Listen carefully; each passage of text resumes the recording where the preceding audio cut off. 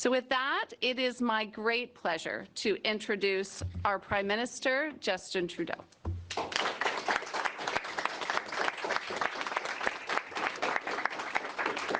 Merci Jana, merci à Marianne et les amis du Children's Village de nous accueillir ici ce matin. Good morning, everyone. But before I begin, I want to address what I know is top of mind for all Canadians. Yesterday, I spoke with President Trump, and I reiterated the facts. Our border is secure, and less than 1% of the illegal fentanyl entering the United States comes from Canada. Even so, we took action with our $1.3 billion plan to further strengthen our border. I also stressed that the tariffs the U.S. administration chose to impose will hurt American workers and businesses, and that, as our shared history has proven, we should work together instead to tackle today's challenges rather than fighting one another. Canada's ministers, officials, and I will continue to engage with our American counterparts. Our goal remains to get these tariffs, all tariffs, removed. In the meantime, we'll be taking action to support Canadians through the tough times ahead. You can count on leadership right across the country, municipalities, provinces, and indeed, your federal government. But mostly, you can continue to count on each other. Canadians have been there for each other, for small businesses, for local producers, for friends. Canadians will pull together and continue to pull together with deep, deep pride in country as all of us stand together to defend Canada. En même temps de faire le nécessaire pour protéger nos travailleurs et nos entreprises, on continue notre travail pour rendre la vie plus abordable pour les familles canadiennes et notre classe moyenne. Et c'est ce qui nous rassemble ici aujourd'hui. Merci de vous joindre à Myriam, Jana, Yasser et moi pour une annonce qui est un peu un retour aux sources pour moi. Aider la classe moyenne et les familles qui en font partie, c'était au cœur des raisons pour lesquelles je me suis présenté pour servir les Canadiens en 2015.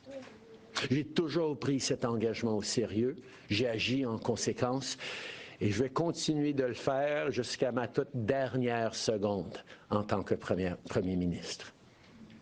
On a lancé l'allocation canadienne pour enfants qui a sorti des centaines de milliers d'enfants et de familles de la pauvreté.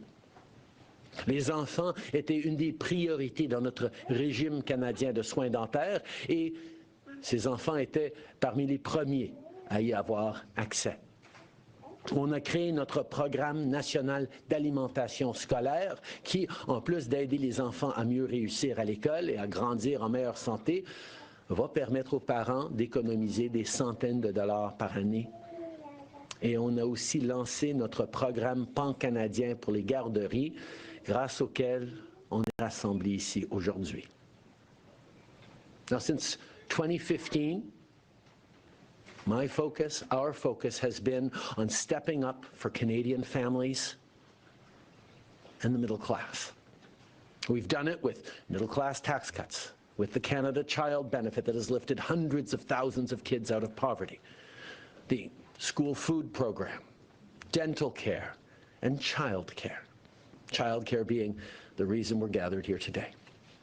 For decades in this country, people have been talking about creating a national child care system. And to be fair, sometimes governments got close, but it just never got done. Then in 2020, the pandemic showed everyone what many parents, advocates, and smart economists already knew. Childcare is not a luxury, it's a necessity.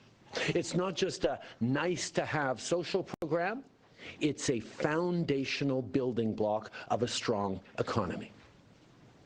So we worked like hell with provinces, territories, and providers, drawing on the successful experience of 25 years in Quebec to make it a reality right across the country. And it wasn't a moment too soon. In recent years, our program supported families through a cost of living crisis, and it even helped avoid a recession. Families were able to save thousands of dollars on childcare, just as global inflation and interest rates jacked up their mortgages and squeezed their family budgets hard. It's been and continues to be a game changer for so many of them.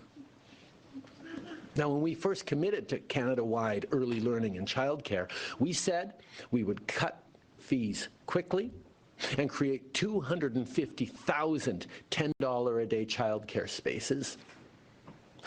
We heard a lot of naysayers. But today, it's hard for those folks to deny the facts.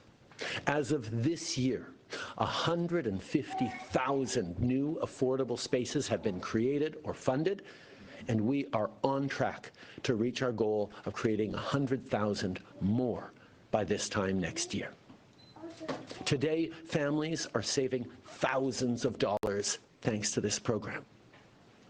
Per child, per year, savings can reach $6,000 in Nova Scotia, over $10,000 in Ontario, and over $13,000 in Alberta. Per child. See, this is great news, not only for parents, not only for kids, but for our entire economy.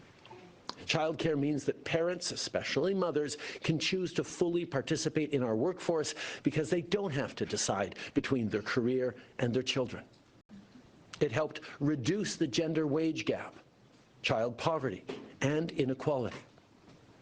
In 2015, women were earning 84 cents on the dollar. Today, that's up to 88 cents, still not good enough, but climbing.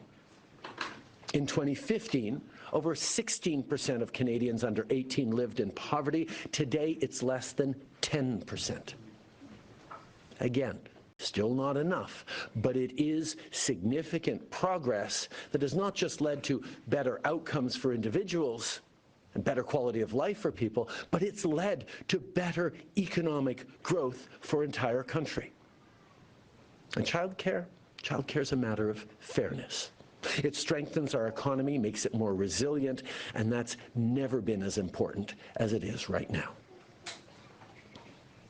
Now, we can be proud of the progress we've seen since 2021, but I think all Canadians know that we can't take that progress for granted. As Jenna mentioned, Pierre Poilievre and the Conservative Party of Canada never believed in childcare. They always voted and campaigned against it at every opportunity. In fact, they voted against each and every one of the measures to help Canadian families in the middle class that I just listed. Now, right now, we have a Canada-wide childcare program that is off to a phenomenal start.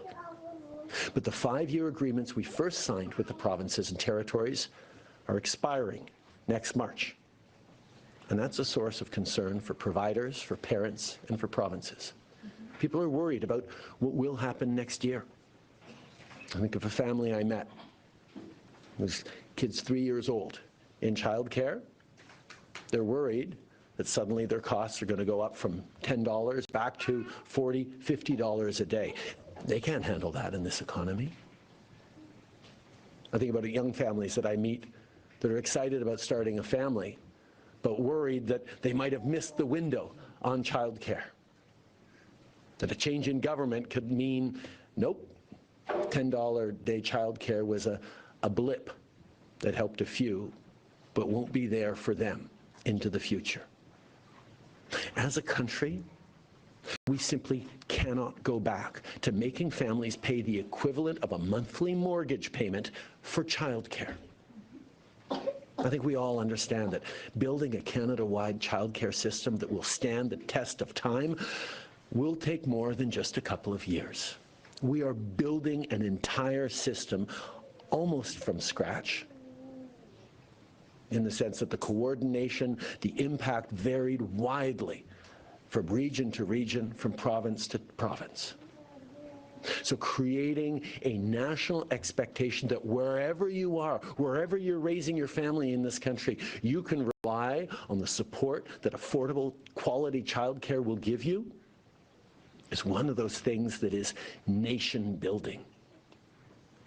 Young families and our early childhood educators and providers need reliable, long-term funding to plan for the future, to plan for Canada's future. On a personal level, I've made sure that every single day in this office, I put Canadians first, that I have people's backs. And that's why I'm here to tell you all that we got you. Even in the very last days of this government, we will not let Canadians down today and long into the future. Because in the past few weeks, we've been working with our provincial and territorial partners to make sure that families can rely on this system, not just for years to come, but will allow this system to lock in, to become something that no government, a year from now, 5 years from now, 20 years from now, could ever go back on. And it's hard to do, because there is nothing one government can't do that can't be undone by the following government, unless Canadians are very clear on the need to keep this going. So we are going to make sure that more Canadians over the coming years understand that childcare is a foundational building block of what it means to be Canadian, like healthcare or social programs or cheering at a Canadian anthem. Today, we have great news to share. We've reached a deal with 11 of 13 provinces and territories to extend current early learning and childcare agreements until March 2031.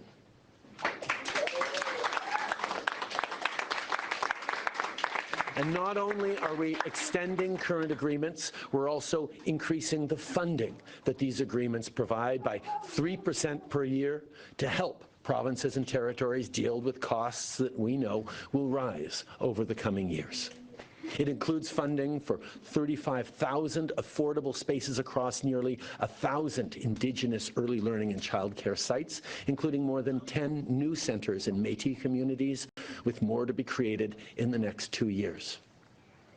And on childcare, we're also stepping up directly in federal jurisdiction by making sure that military families have the childcare supports they need. In recent years, I've had the honor of meeting many of the men and women in our armed forces, and childcare is a concern that I repeatedly heard about.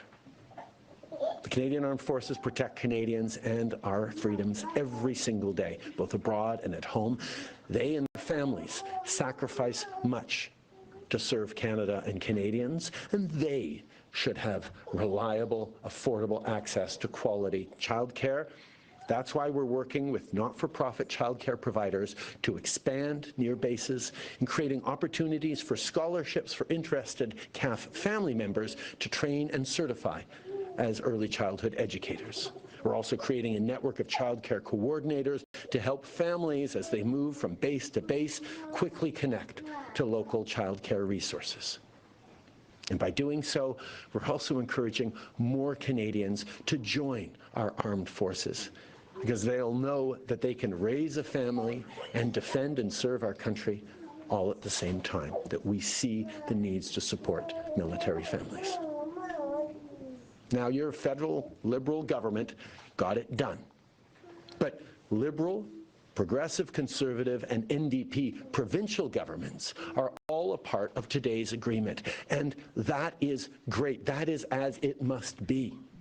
Because helping families, helping the middle class, that's not just a Liberal priority, that's a Canadian priority. All parties, all governments must press forward until there is an affordable childcare space for every family that wants them long into the future. And if we persist, a few years from now, Canadians will rightly view childcare as one of the foundational pillars of our economy, of our society. And I know that decades from now, future generations will benefit hugely from the choices we all made together today, as it should be. Merci beaucoup, mes amis. Thank you very much.